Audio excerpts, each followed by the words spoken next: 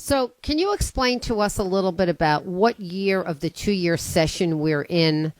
In other words, how that works in terms of budgeting, because it's always a 2-year session. You were just recently reelected. Congratulations. Thank you. You're a leader. Have you been officially elected the leader yet? I think I have. And yeah, so officially my role takes place when I get sworn in on January 6th. Okay. So then that cycle, there's a first year and a second year. What typically takes place in the first year? So the first year is the long session. Any member can propose bills. And it's also the budget year when a biennium budget is crafted.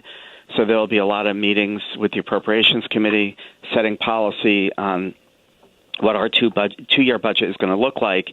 And then you'll see a lot of other smaller policies coming out that legislators may be proposing, some of which people may begin to hear about, the gas tax proposal with this regional initiative is one item that's going to be a hot topic. The bottle bill, whether it should be expanded to other types of plastic bottles.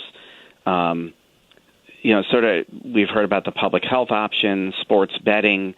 So any of those things can come up in a long session. Tell us a little bit about this gas tax thing. What's going on?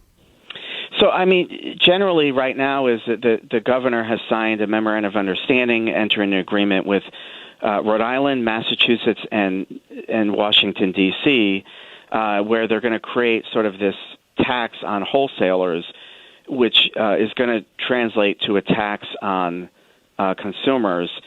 It's like Reggie. It's a cap and trade where these wholesalers will have to purchase carbon credits in order to sell their gas, and that money then that's taken in by this organization gets distributed to the states, and the states will have to use that money for pollution remediation. Right. And to me, it's a little bit of a backdoor way of trying to fund a very broken transportation system that we have. And the gas tax, the estimates have ranged anywhere from 5 cents a gallon to almost 40 cents a gallon that it's going to cost consumers. Doesn't Connecticut already pay more money per gallon than a lot of other states? It seems like we do. We do. Our gas tax is higher than most states, although I think this past year New Jersey might have just surpassed us, where they just implemented a gas tax increase. Which is why I'm guessing New Jersey has not signed on to this memorandum of understanding. When we talk about a global or even a regional emissions policy, I think it's critical that you're looking at states like Pennsylvania, New York, Ohio, these states that are west of us, where we're getting the downwind of pollution.